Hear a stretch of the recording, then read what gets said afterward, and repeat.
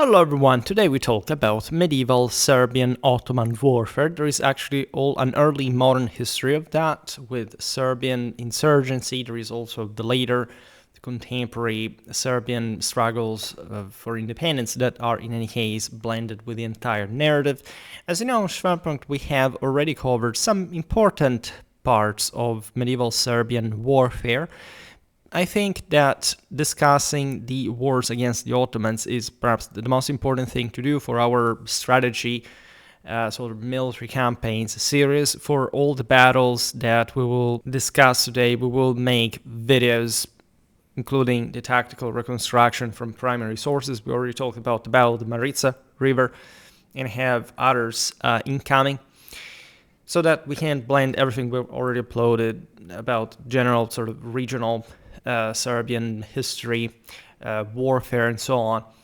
This topic is interesting for a number of reasons that we discussed also abundantly in the playlist about sort of Eastern, Central Europe, the Balkans, the Danubian region, both in medieval modern times, that the Turkish conquest of the Balkans basically destroyed not just Serbian independence, but also the tendentially hegemonic posture that this country of mountaineers had been able to achieve with an imposing military exploit, we can say, especially in the 14th, in the 15th century, right? There is not just a broader sense of subtle development that was crushed at that point, but a broader promise to almost imperial domination. As you know, the term Serbian Empire was thrown around historiographically speaking. If anything, we will make more and better videos also because regarding Serbian history, we went for the original series step by step until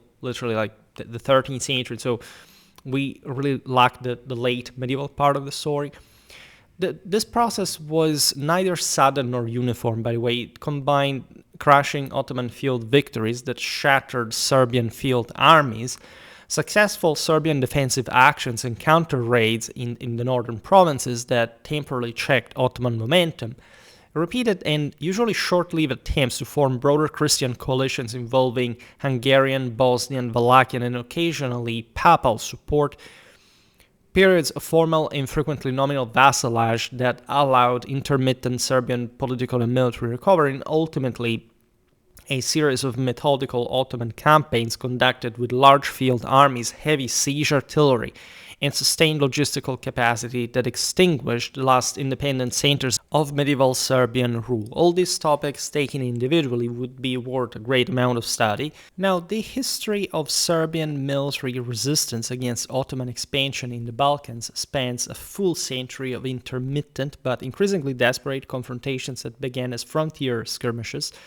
during the Byzantine civil wars of the mid-14th century and ended with formal Ottoman annexation of the last Serbian-held territories in the summer of 1459. Naturally, today we will not look at every single known clash that was ever fought between the Serbians and the Ottomans, because those are really many and not even scholarship necessarily delves into them. It's true that given the times and places, we generally speaking know too few about the tactical development of these clashes. But at the same time, we know that there were so many different ones, that there is the entire chronology of the Ottoman conquest of the Balkans that is very interesting. So at some point, we can do different things with this series that needed really to spring out. What matters is the strategic overview. And so understanding how we get also through the military instrument to the political goals that, and in any case, outcomes that all these factions were more or less pursuing, right? We have the very first documented clash occurred between the Serbians and the Ottomans in May 1344 near the village of Stefaniana, the region later formed northern Greece. Voivode Preljub, serving as one of the most capable and trusted field commanders under King Stefan Dušan of the medieval Serbian kingdom, led a Serbian detachment that intercepted a column of approximately 3,100 horsemen and infantry belonging to the Anatolian Emirate of Aydin.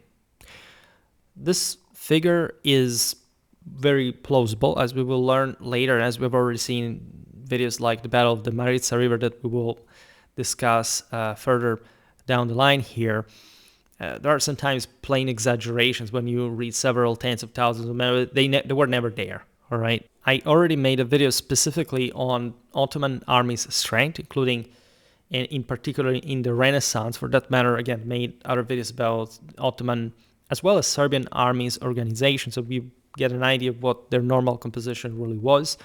As we know here, the Turks were fundamentally and mostly cavalry, and mostly lighter cavalry, as a matter of fact. The Serbians were the tough core, right? They had gone under an important level of Western influence. I made a regional warfare episode about the Eastern Balkans that the Serbians broadly belonged to. As we've seen in the Western part, Western influence was much stronger, but already at this point, let's say, and after, in particular, the destruction of the Byzantine Empire at the hand of the Crusaders.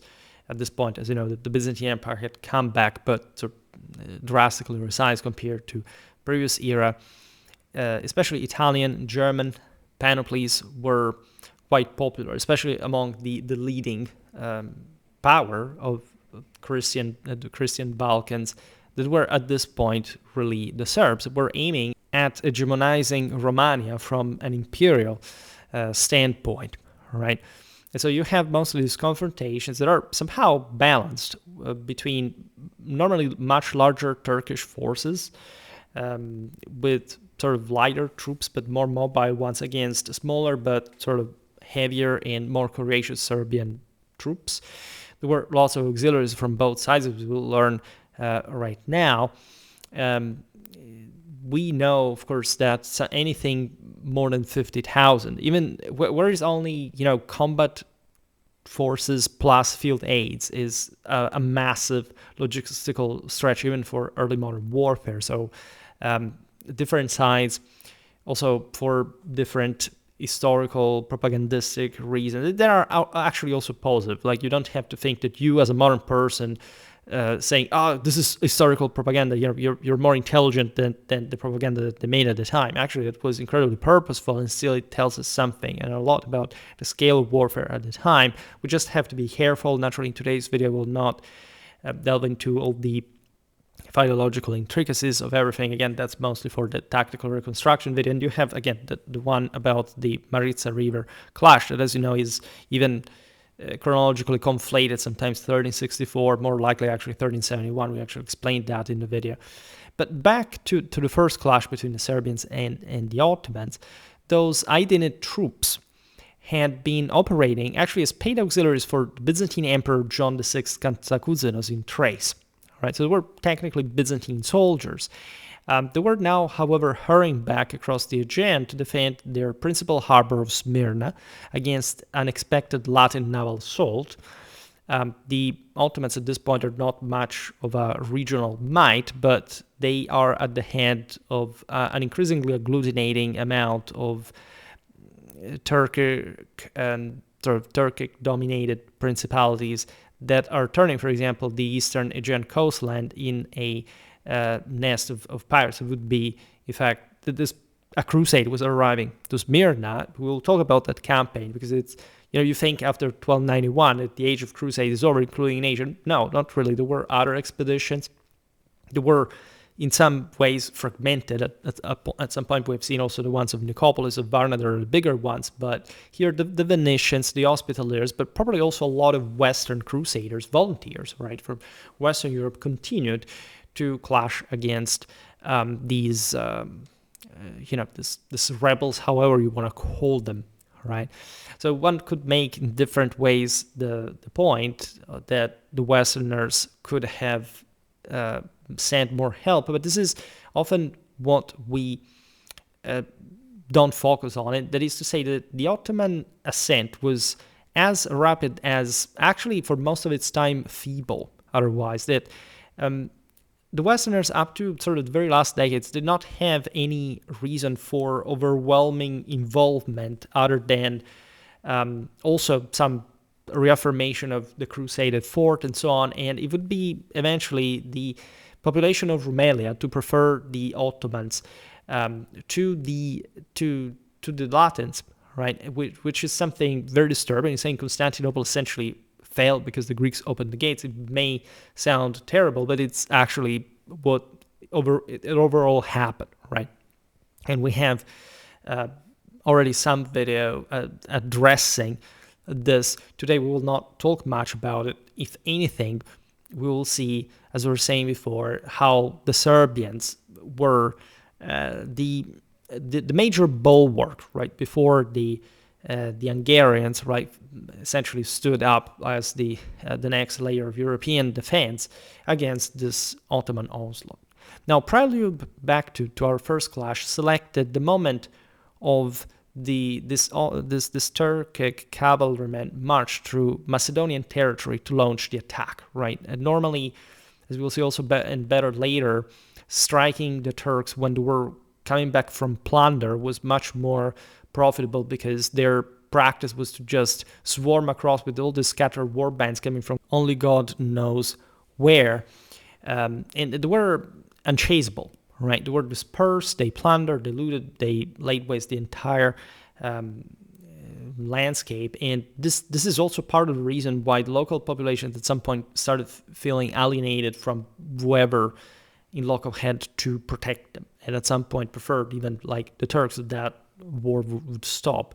But when these guys came back with plunder home, it was easier to sort of pin them, to attack them at that point, even through ambushes and so on.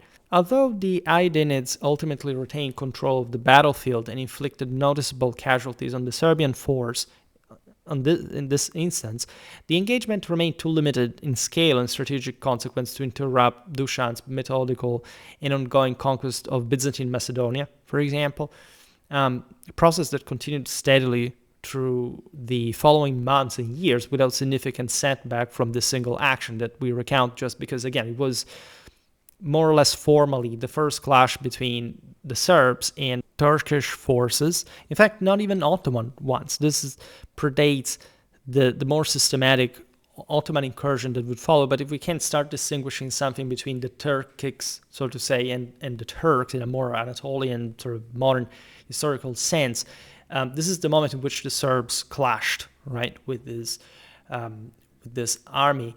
And it's interesting because in general, we've seen it in many other videos, the Balkans as a whole, and again, I made videos about these regional warfare, especially the Eastern Balkans being massively influenced at this point by Turco-Mongol warfare, had always, since the time of Attila, so to say, witness to Turkic presence in the form of war bands that had at some point even settled.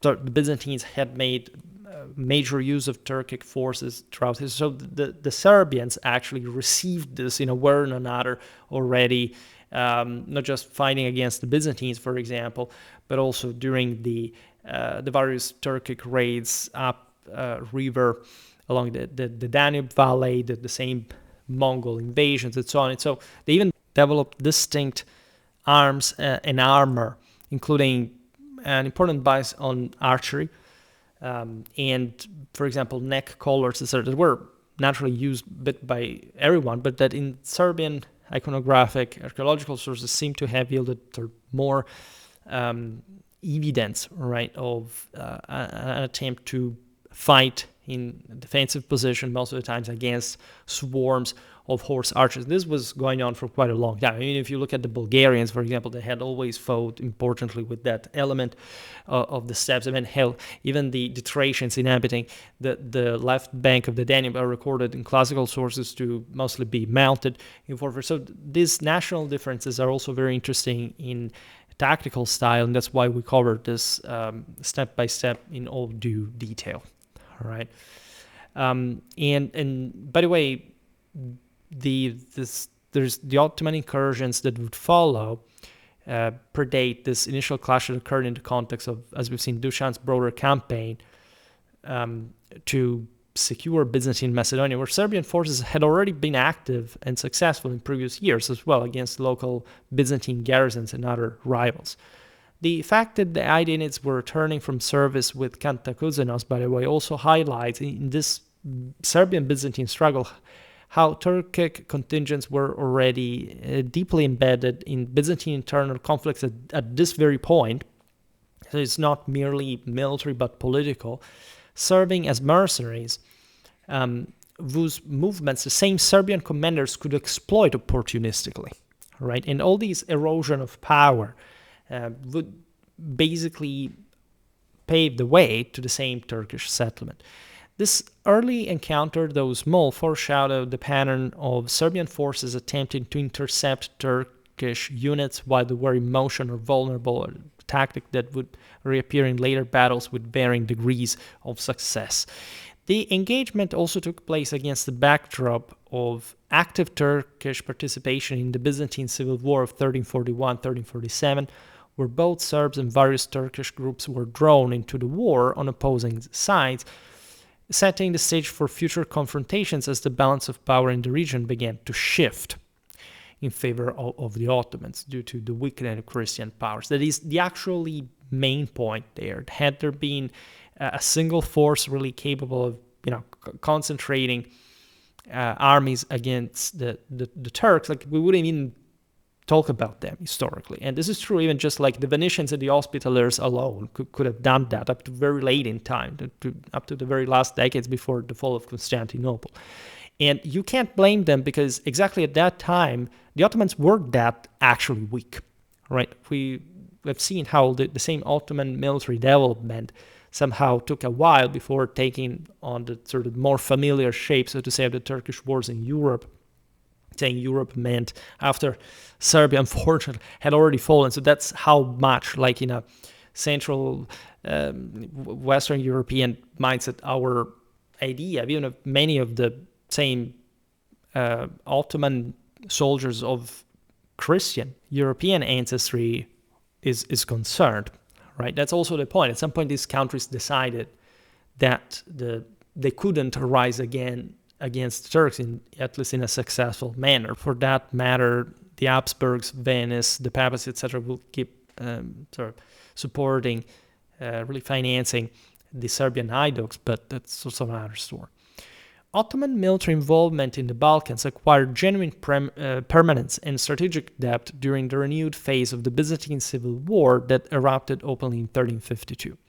John V Palaiologos, then residing in Thessaloniki and supported by Venetian financial resources and diplomatic pressure, also because from the other side there were the Genoese, as we'll see now, advanced against Matthew Cantacuzene, who exercised effective control over much of eastern Thrace, with his principal seat at Adrianople. To bolster his position, John V secured the dispatch of between 4,000 and 6,000 Serbian cavalrymen provided by Stefan Dusan and placed under the command of Voivode Gradislav Borilović. Several contemporary Byzantine accounts also mention the possible presence of smaller Bulgarian auxiliary contingents. This is completely normal. You know that the Second Bulgarian Empire that I made a couple of videos on was formally known, at least at some point, in some sources as the Empire of the Bulgarians, the Cumans, and the Vlachs, right? And the sort of broader ethnic mix here, including, again, Turco-Mongol auxiliary forces in the hands of this sort of more sedentary Balkan powers, is well documented. I have a medieval Balkan warfare series that already showed also in different battles how really what kind of a melange, what a mix of ethnicities these armies normally were. However, Serbia was sort of the most nationally rampant. Here it's quite fascinating that the Serbians could simply send this allegedly thousands of horsemen, right? Also some heavier character than their opponents, just as for participating in this Byzantine Civil War. That would have naturally yielded them something by backing John V. Now, John VI Cantacuzene, facing an immediate threat to his son's semi-autonomous appanage in Thrace, appealed directly to Orhan, the ruler of the Ottoman Beylik, and received in response approximately 10,000 horsemen commanded by Suleiman Pasha, that is Orhan's eldest son. In October 1352, the two armies met in open country near the Thracian town of Demotika. The Ottoman cavalry, superior in mobility, accustomed to rapid flanking movements across broken terrain and fighting with high cohesion, shattered the Serbian formation after a prolonged and hard-fought engagement. Byzantine eyewitness John Cantacuzenius in his own history and Nicephorus Gregoras in his placed Serbian and Allied losses between 4,000 and 7,000, that which is even larger than the figure of the total Serbian forces there for other sources. So again, you have to pick this info with a grain of salt, but the scale is plausible, right? Consider that when you broke, especially if you were heavier, all those steppe cavalrymen could simply chase you and hunt you down for sort of very long time and space, and things would not quite end well. There is, of course, all a spirituality, a mysticism of Serbian sacrifice in combat. We've seen it also from heraldry, we've seen it also in the Order of the Dragon, that there was this awareness that self-sacrifice in holy combat, according to the older imperial Catholic tradition, was the only duty of any true man. Right. Naturally, about these battles, we're not overwhelmingly informed. The times and places do not allow us sort of much detail, but we can sort of imagine the tactics that would have been employed. What is fascinating here is that in these clashes between the Byzantines and the Serbians, those who are profiting are the Ottomans. The Byzantines are here depending on them, for example, and same Ottoman swarming across Thrace at this point was barely controllable by the Byzantines. We'll see it now. These are the decades in which the Turks will start settling for good in Rumelia. John V, after the disaster, escaped by sea to the Venetian-controlled island of Tenedos, while the victorious Ottoman contingents were in fact authorized to plunder the recaptured Thracian settlements, an arrangement that simultaneously rewarded their service and deepened their material incentive to remain active in Europe. That's how disastrous this thing really is.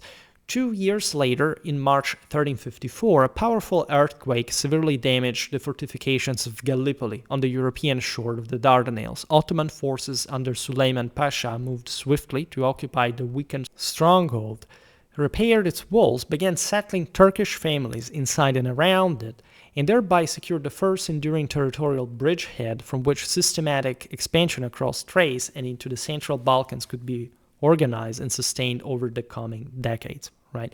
This is a nightmarish apocalyptic scenario. We are, by the way, in the heat of the Black Death storm, right? In Europe, the plague is swarming across land as much as the Turks, right? Is still raging and crippling a great deal, sort of destabilizing a great deal of European establishment. Also, frankly, this was happening in Asia. But you see, this is in times of civilizational crisis, the powers that gain from it, right? Those that really don't have much space before and that sort of start nestling into the sort of the meanders of civilization. Naturally, here the situation is a bit more complicated, but really this Turco-Mongol horsemen come from as far away as Central Asia at some point. They're just in for the plunder, but they gradually gain this foothold, right? This almost sounds like Attila's capture of Aquileia in late antiquity when city walls were not properly upkept, and therefore just like during the siege of the Roman city, a part of the wall crumbled all by itself and the Huns swarmed in, right? It's almost like echoing the same age of decadence in a broader sense. And especially in the Balkans, this is drastically accelerated, right? The entire sort of former Romania's statal system that also the Serbians had partly developed into, we've seen it in many videos at this point, is collapsing, is eroded, had been really getting the worst from the surrounding cultures, that Western powers in particular. Apparently, these are just provincial clashes, in fact, in the bigger picture, but that's how the Ottoman expansion started. The seizure of Gallipoli after the earthquake was particularly significant because it gave the Ottomans a defensible port and crossing point on the European side of the straits, allowing continuous reinforcement from Anatolia and turning what had previously been raiding expeditions into sustained territorial occupation. Through the 1360s, small but persistent Ottoman raiding detachments, primarily Akinji light cavalry, pushed steadily westward from their new Thracian bases. They captured Adrianople sometime around 1362 or 1363, thereby gaining control over the main overland highway that connected Constantinople with the interior of the Balkans and cutting one of the most important strategic arteries of the region. Right? Think about the old Egnatia road that connected Constantinople with the Adriatic. In 1364, and here we have a bit of a problem with the chronology because basically there are these.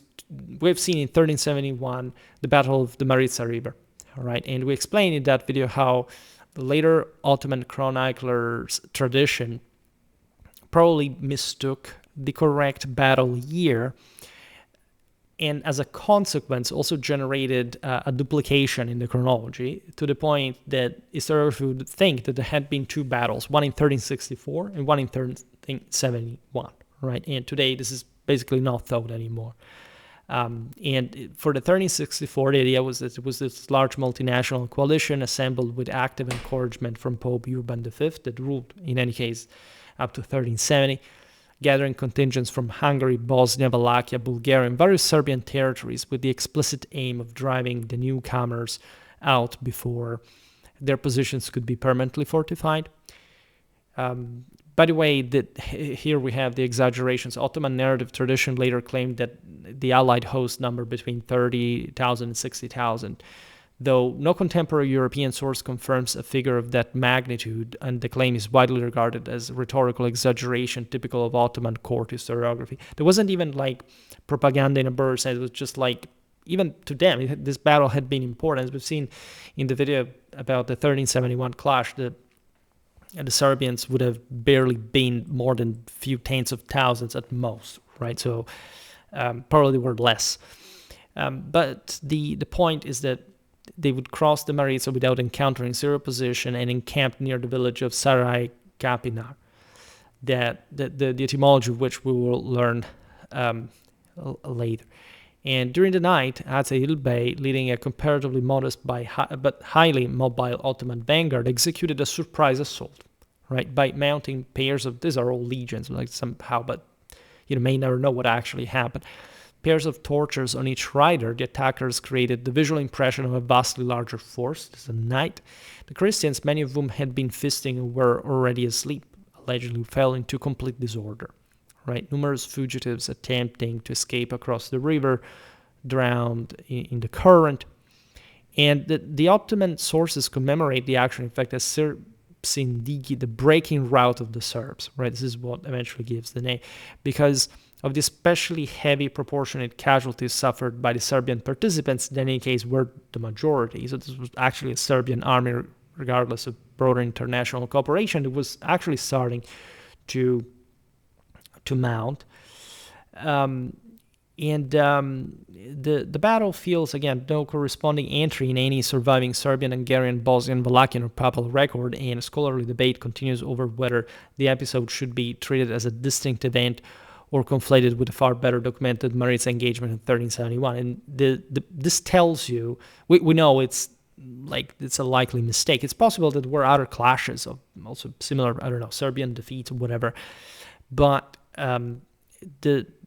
what we can get away from this is actually how obscure actually Balkan history is at this point, and how sort of we rely on very scanty chronologies. Like, we should make more videos about, if not historiography, but say habituating ourselves to have a proper historical culture, starting to know, to eyeball at some point even what kind of times and places sort of can provide what, depending on what they practically were. I know that when it comes to medieval history, people tend to fragment their historical interest, mostly for national attachment, whatever, but the harsh truth of the Middle Ages is that there is an actual center, there is an actual fringe, And also later Ottoman rule definitely did not help having a pretty vivid historiography research, etc., because their estates were very different from the ones of Western Europe, but also the Balkan ones were historically from quite a while. The actual and dreadfully devastating blow to Serbian power that we just described is likely the same one of the night of September the 26th to the 77th, 1371, right? And we are, generally speaking, again, more documented about the whole picture if we sort of equate the two battles. This clash occurred basically in the same location, the village of Chernomen, approximately 20 miles west of Adrianople. Despot Jovan Uglesha, whose seat was at Ceres and whose authority extended over the easternmost Serbian-controlled districts in Macedonia, persuaded his elder brother King Vukašin Mirnjačević that Ottoman control of Thrace remained fragile so long as Sultan Murad I was occupied with affairs in Anatolia. The brothers assembled a coalition army whose exact strength remains unknown, but which later Serbian monastic chroniclers would inflate themselves to as many as 60,000 men themselves, which again is not realistic. But even at that point, the same Serbian historiography would have absorbed the Ottoman Vulgata, and so that's why they're copying the numbers. By the way, the strategic intent here was to essentially undermine the Ottoman grip on the Thracian strongholds before they could be fully consolidated. After all, the Serbians, again, were sort of heavier, they moved more slowly. The Ottomans could always harass the supply lines, whatever, but they were not actually superior to the Serbs. And so especially in concentrating forces in a siege and having the capacity of storming these places, the Ottomans will never have an actual stopping power per se. They would just historically rely on creating a screen. Like, this is step tactics. We've seen them from the Magyars to the Mongols. A lot of interconnected movements that can sort of wear out the enemy before it can reach your Schwerpunkt, ideally, that in fact is hardly ever corresponding to any meaningful, even troops concentration, or at least of heavy infantry, for example. Like the Janissaries themselves will develop a lot of shot. They would have some important assault capacity, but they didn't have, for example, the pike squares of the Westerners. At this point, also in history, in later medieval times, these Ottoman armies were very sort of put together from all these various war bands of plunderers, of monarchies. So the Serbs, as we've seen also in the video about the Battle of Maritza, advanced eastward across the Thracian plain with the intention of striking directly at Adrianople itself, that, as you know, is also just very close to Constantinople, even though in a world on its own, because Thrace is really sort of continental as far as the core of Byzantine coastal possession. The Serbian camp was established beside Maritza for also obvious logistical purpose, a location chosen partly for, in fact, accessing to drinking water, and partly because the river itself offered a natural defensive barrier. Provincial Ottoman forces under Lala Shahin Pasha, Beylerbey of Rumelia, and Atsi Ilbek struck while the greater part of the Christian host was asleep. Again, this is all according to the story. Night assault achieved total surprise, and Vukašin and Uglesha both perished in the rout that we described before. Neither body was ever identified. This is realistic in these massacres, by the way, and the bulk of the army was either cut down on the spot or drowned in panic attempts to cross the river. Right? Nightmarish scenario, as a matter of fact. The scale of the defeat eliminated the last substantially central commanded Serbian capacity in Macedonia, compelled Marko Mirnjačević and numerous lesser lords to enter formal Ottoman vassalage almost immediately at that point, and permitted Ottoman garrisons and accompanying settlers to advance unopposed into the Vardar Valley and the adjacent districts of the Central Balkans. The annihilation at Chernomen removed the principal organized Serbian military power south of the Shar Mountains and opened the way for rapid Ottoman penetration into regions that had previously been under direct Serbian administration, and probably a continental space that, aside from this more open Thracian plains, had been quite unreachable for Ottoman political control.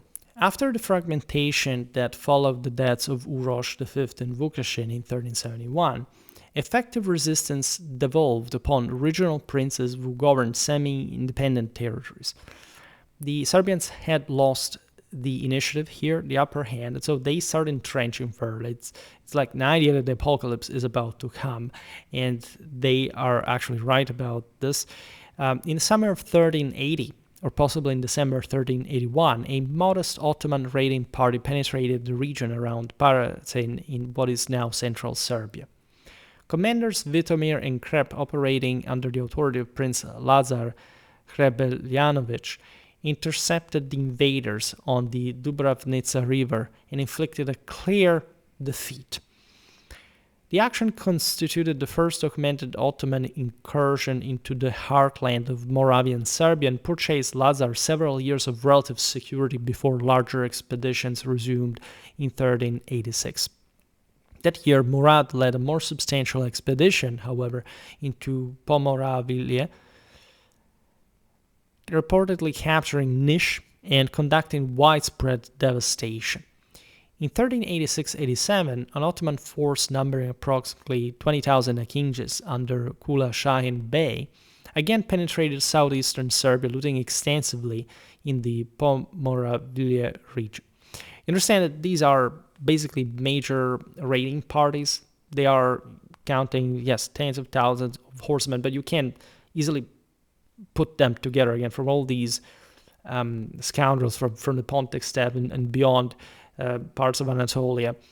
There's always someone who's joining to plunder, right? You don't even have to logistically sustain them more than much because they can't really get their forage by themselves.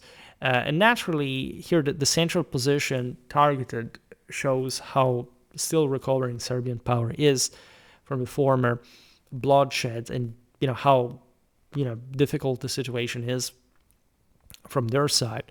After the majority of the raiders dispersed into the surrounding countryside to plunder villages, leaving Shahin with only about 2,000 men near the settlement of Plotnik, this was the strategic reserve awaiting the typical style here, all these guys to at some point come back, Prince Lazar assembled an army estimated at roughly 15,000, strengthened by Bosnian reinforcements and employing heavy armored cavalry supported by light horse archers positioned on the flanks, somehow very typical of a Serbian army of this era. Again, there is a core of essentially feudal nobility and all these lighter auxiliaries out there. It's a major fort for the times and places. The Serbs struck decisively against the isolated Ottoman center. At that point, after a period of stubborn resistance, the outnumbered formation collapsed. Shahin escaped with great difficulty. Of the dispersed Akinjis, fewer than 5,000 are said to have returned safely to Ottoman-controlled territory. This is sort of clear strategic vision and strike. That's the moment in which the enemy is at its most vulnerable. You can knock out essentially the heavier reserve that, if you look at here, the proportions 1 to 10 makes a lot of sense. For a heavy cavalryman from the Ottoman side, you would have 9 light, right, which makes perfect sense. Here, possibly the Serbians were even less, right, but they managed to, in fact, successfully shift the balance and basically paralyze any capacity of Ottoman recomposition in that campaign. As we know, the largest and most consequential field engagement of the entire period was fought on June the 15th, 1389, on the broad plain of Kosovo, approximately 5 kilometers northwest of present-day Pristina. Prince Lazar gathered forces from his own Moravian domain, from the territories controlled by Vuk Branković, and from Bosnia under Vlatko Vuković, who had been sent by King Tvrtko I. Modern estimates place the strength of the Christian coalition between 15 and 25,000 men, which is accurate given that, again, larger efforts at this point were really prohibitive, but they had historically sort of mostly been from the period in question. Sultan Murad commanded a larger host, between 27,000 and 40,000, reinforced by contingents drawn from Anatolian vassals, a contingent of Janissaries, and auxiliary units supplied by Christian vassals, including Marko Mirnjavčević and Konstantin Jejanović. The Serbian heavy cavalry achieved an initial success against the Ottoman left wing commanded by Jakub Celeb, inflicting serious damage and pushing that sector back. Bayezid, however, held the Ottoman right wing steady against the Bosnian contingent, and after several hours of intense fighting, the battle degenerated into a prolonged slaughter. Lazar was captured and executed in the presence of the wounded Murad. Murad himself was assassinated by the Serbian knight Miloš Obilic, who gained access to the Sultan either by feigning desertion or by simulating death on the battlefield until the moment he could strike. These are all legions, telling you the truth, but the tactic of having some sort of suicide wolf pack to launch thick into the enemy lines to assassinate the enemy leaders was actually a thing. Here the story is that, that there were different ways this guy would have disguised his intention so that he presented himself to the Sultan or faked his death. But again, we'll never really know what really happened. Just the Battle of Kosovo is one of the obviously most bloody, intense, and sort of evocative, almost iconic, given also the specific kind of Serbian spirituality and remembrance of this self-sacrifice in holy combat. Neither side could claim, in fact, a full victory on the field itself. Like the Ottoman army withdrew first, but the Serbian losses proved catastrophic and irreplaceable, leaving no realistic possibility of assembling another army on a comparable scale in the immediate aftermath. We're presented with a great epos, a greatly sort of feudal courtly legion, even regarding probably the defining styles in this battle. Again, the Serbians were ever more soaked in some of a Western military practice, right? Even though their mindset remained that sort of archaic and primitive, and in fact, regardless of the historiography forming around these events, very much more even interesting. We see it, as I said it before, through heraldry, the persistence of certain specific older symbols, also of chthonic nature, that were connected with the reactivation of probably the most obscure forces to tame in battle, that were used by the older sacred military brotherhoods.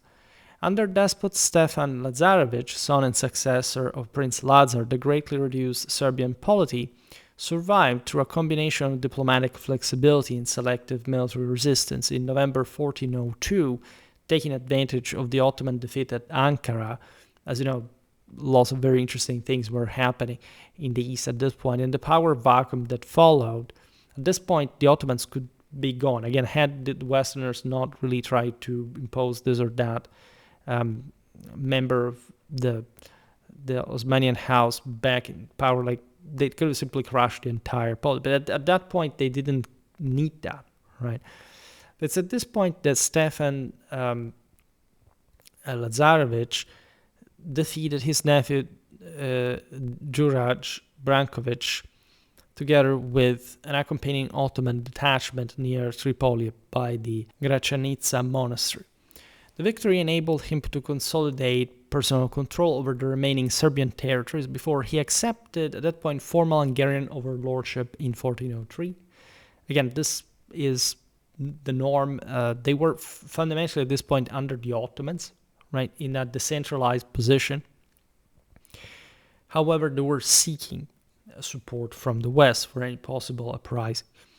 In return, King Sigismund granted Stefan possession of Belgrade, the region of Machva, and the important frontier fortress of Golubac, Belgrade became the new political and administrative center of the Despotate and was extensively fortified during his reign. As you know, Belgrade was the cornerstone of the entire Danubian region, right? Taking that meant for the Turks to be able to wage war into Central Europe, because that's probably the divide between that region and the Balkans. So there were massive political and strategical stakes in this. That's also why the matter is becoming ever more international. Stefan's diplomacy allowed the Despotate to recover some economic stability through control of trade routes and mining centers while avoiding direct confrontation with the Ottomans during periods of their internal weakness. Right, the Hungarians were also not simply subcontracting these lands just for the sake of charity.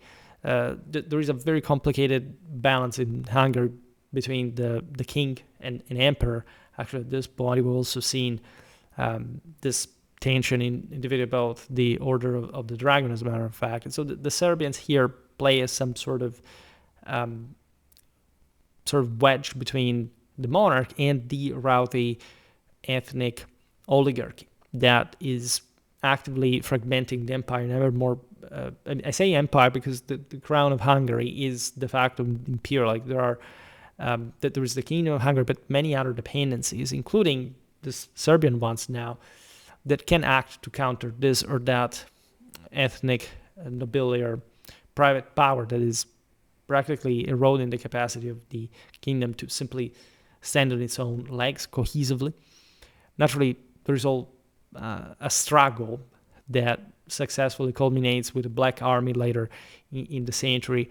I made a video about that, but it was always for the sake of saving the kingdom and its stability with increased Turkish pressure. So the Serbs naturally were well motivated to preserve their independence or to reacquire it. So using them for defense on the southern frontier was somehow useful in the moment. Many Serbs had actually accepted to be Ottoman subjects in a way or another, so the situation is actually murkier than we normally think, but that's also after Kosovo, but the political and strategic balance resulting from that clash. The reign of despot Juraj Branković was dominated by repeated large-scale Ottoman invasions and the constant necessity of balancing between Hungarian protection and Ottoman pressure. Instead, Murad II besieged Smederevo in 1439. The fortress resisted for 3 full months until it became clear that no sufficient relief force could arrive in time, after which Juraj withdrew to Hungarian territory directly. Right. Much of Serbia at this point remained under direct Ottoman occupation until the so-called Long Campaign in 1443-44, when a broad Christian coalition, Hungarian and Polish troops under King Vladislav III, Transylvanian and Wallachian contingents under John Hunyadi, and Serbian forces under Juraj himself, advanced deep into Ottoman-held territory, recapturing Niš, Sofia, and large sections of the Morava Valley before winter conditions and well-prepared Ottoman defensive positions at the Zlatica Pass forced a withdrawal. The subsequent Peace of Szeged, concluded in August 1444, restored to Juraj most of the territory held prior to 1437, although several strategically important southern districts remain in Ottoman hands. This is actually the result of a pretty, as we were saying before, shady behavior. Like the Serbs had historically participated with some knights, some retinues and more to the same expedition of Nicopolis that had been crushed by the Ottoman forces back at the end of the previous century. Now it seems that the Serbs participated to what will be the Varna expedition, but withdrawing before the disastrous Crusader debacle once again against the Ottomans, right? That somehow therefore left the Serbs relatively untouched, as they were, however, keeping to consolidate power at the detriment of these major Western expeditions. This actually showed that, as we'll see better now with the Belgrade siege, how the Crusaders could actually carry out a major fort. We explained, actually, we never covered either Nicopolis or Varna, but also in my recent videos about Schola Gladiatoria's comments of the importance of missile weapons and so on. As you know, I sort of explained battles in a bit more of a strategic sense than simply, look at this Ottomans. They used still sort of a lot of archery, and it was effective. That was not the point, right? They were effective because they were good at what they did in general, not because there was even anything specifically wrong in the Crusader performance per se. Yes, there are some predisposing issues that are mostly, however, connected with this internal political division, the Serbs being somehow, infamously showing it. But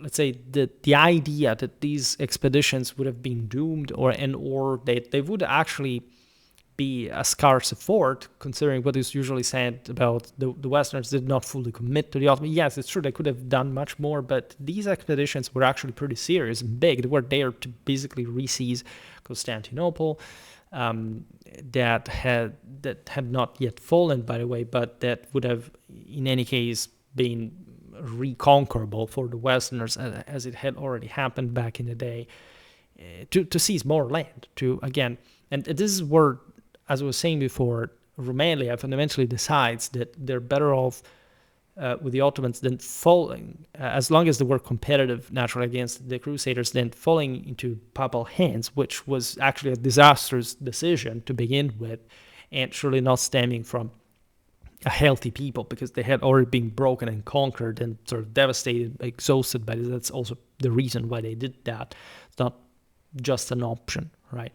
But otherwise, the Westerners had way more power than it seemed. Now, Mehmed II, after the fall of Constantinople and having consolidated his position after the Interregnum, resumed major offensive operations against Serbia. We are in 1454.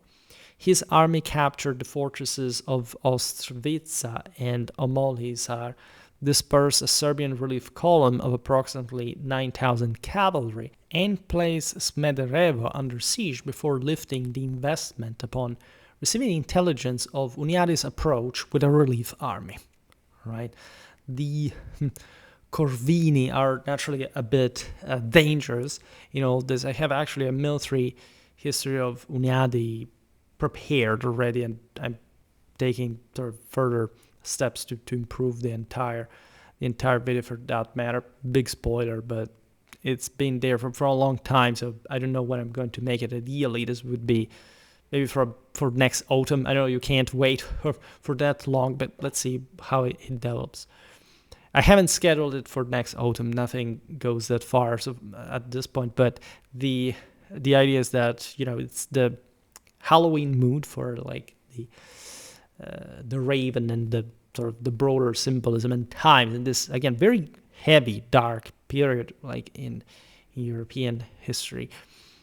Later in the same autumn, Voivode Nikola Skovalic, operating with a small but highly mobile force in the Dubočica region, defeated an Ottoman detachment near Leskovac on September the 24th through effective guerrilla tactics and ambushes. The Serbians were good at that as well, especially like this Slavic background of especially this terrible interland that is perhaps the best in Europe. You never really know between sort of Spain, Italy, and perhaps the Balkans better for ambushes rather than just tough ground. It's difficult to compare.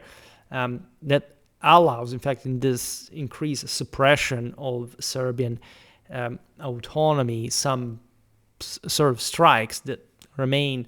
I mean, guerrilla is a hard type of war, but it's just like the choice that you have when you're already strategically suppressed, right? Skobalic subsequently linked with Hunyadi and participated in the destruction of Firuz's base corps near Kruševac on October the 2nd. His continued operations in southern Serbia came to an end on November the 16th, 1454, when Mehmed personally led a reinforced expedition against him. Skobalic was defeated at Tripoli near Novo Brdo, taken prisoner and executed by impalement, that, as we've seen also in the video about Vlad Tepes, was sort of a dreadfully characteristic flavor, of local Balkan folklore, so to say. This was absolutely normal, and the Turkish wars in the frontier would continuously witness to this kind of things. People skinned alive, children burned, all those kind of cute exchanges of regards. In the spring and early summer of 1455, Mehmed invested Nova Brdo, then the single richest silver mining center in the Balkans and one of the most prosperous urban settlements in the Despotate. After 40 days of uninterrupted artillery bombardment, the town capitulated. A large number of prominent citizens were executed.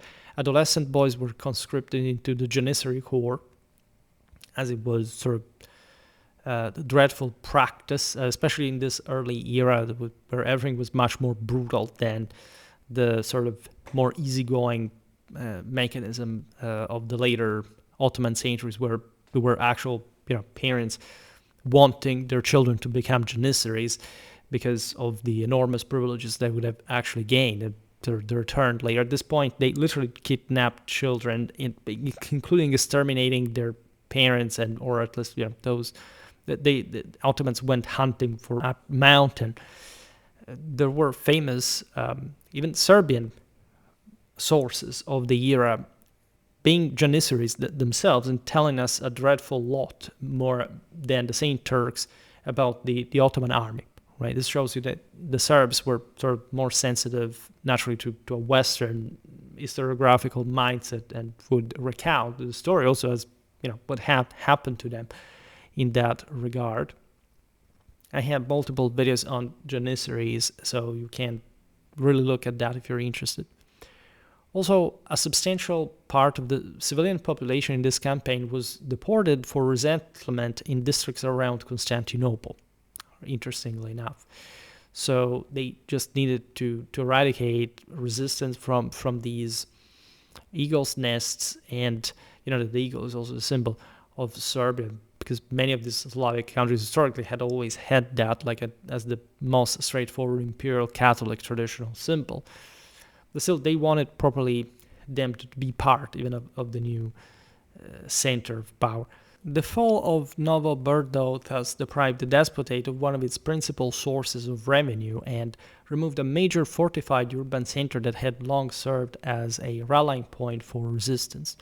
The siege showcased the growing Ottoman mastery of gunpowder artillery, by the way, which proved really effective against even the strongest Serbian fortifications. Made a video about Ottoman artillery of this period, not just like the one of the Renaissance, but literally from the earlier guns that they employed after all, not pretty late, even though they scaled up in actual artillery superiority by this period, basically due to these campaigns in Serbia, by the way, because these fortifications were really powerful. Smederevo, by then the last major fortress still in Serbian hands, was placed under siege once more in the spring of 1459. Mehmed II appeared personally before its walls, which meant also a great recognition of force from the other side.